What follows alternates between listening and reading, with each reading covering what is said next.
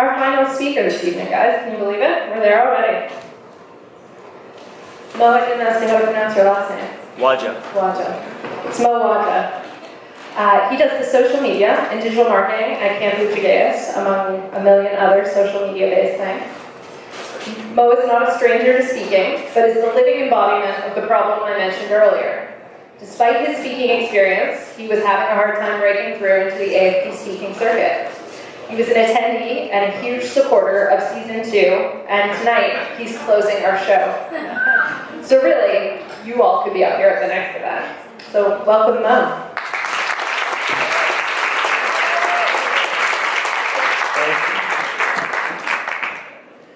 Well, it's all about the story. At least as marketers, that's what we'd like to believe. And in the for-profit world, especially in social media, sometimes it really is that simple. You get your photos, you get your videos, you wrap it in a bit of messaging, and now you have the most compelling narrative possible. And you put it out there into the world. But as we know, in the nonprofit world, it's rarely quite that simple. It's rarely quite that simple because there's a balance that we need to strike between the need to find the most compelling marketing content possible and the need to respect the experiences and the journeys of the people that we serve, the people whose story we tell. Good marketing in a nonprofit world isn't just telling a good story, it's telling your best story. And that means striking that balance. And that becomes even more complicated the moment you start working with a vulnerable population. For myself, the people whose story I tell, they're kids. They're kids going through one of the most difficult, challenging, trying experiences that we can possibly imagine. They're kids affected by childhood cancer. Now, I started at UCH in August, and it was a fairly busy time. Summer programming at UCH Muskoka, our north facility, was winding down, and we had a full week of our day camp in downtown Toronto. Now, day camp at UCH for the full week means that kids are coming to our downtown Toronto facilities to experience all the friendship and fun and the magic of UCH programming. And for me, this was my first time getting to see that magic firsthand, and it was amazing.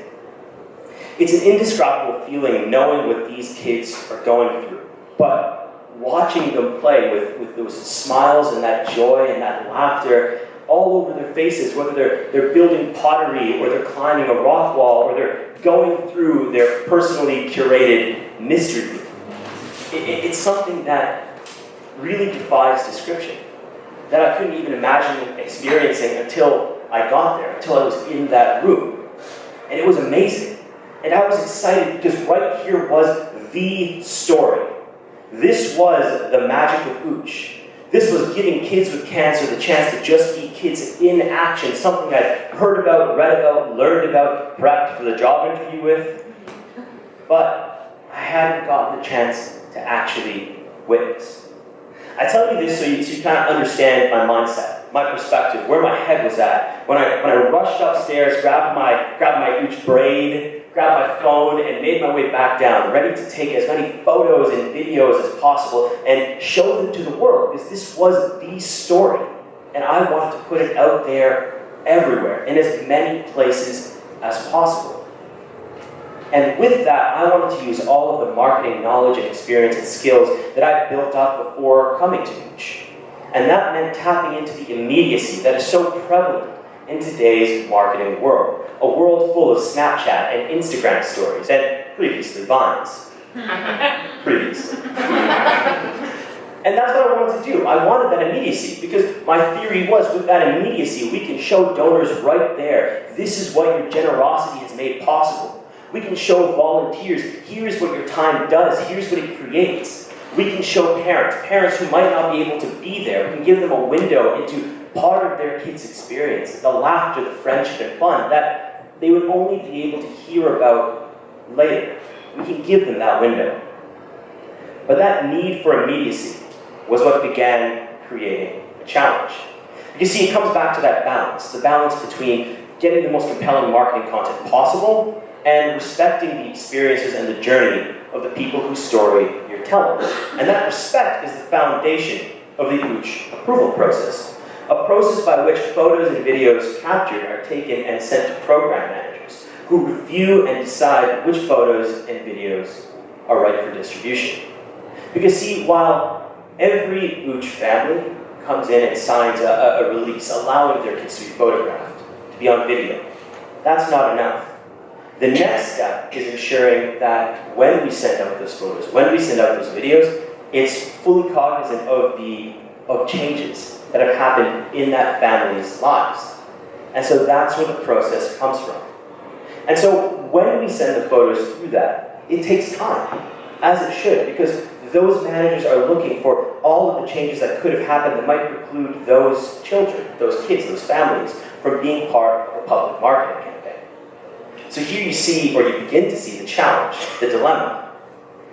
Is it even possible? Should we even try to compress such a process into something that allows the immediacy to post something online? Should we even try this? Because in that moment, there's a conflict of interest. There's the need to put out as much content as possible, to market your brand as much as possible, and there's the care, the caution that comes along with ensuring that every part of OOCH gives our camper families the best possible experience. And this was a discussion. This was a discussion that went back and forth. And the thing was that when I think back to that dilemma, I realized that in that moment, it felt like this singular instance, this thing that we were going to decide once, and then it was going to be done, and then it was going to be over. We would just be doing this now. But the reality is that that dilemma was a mirror held up to every single time someone in marketing makes a decision to put something out online. Because in a way, we really are the last line. Looking at those images, looking at those videos, and making the decision, is this the right thing to do in that moment? And sometimes that really can be challenging. Sometimes you have that moment where your finger hovers over the button on your phone or on your computer, and you try to think of every possible ramification of putting this out into the world, into the internet. Now, I'm happy to say that in this case, in that dilemma, we had a happy ending. Because we did take the leap. We made the decision to sit down, work together, and find a way to choose the right images, the right videos, to put out into the world.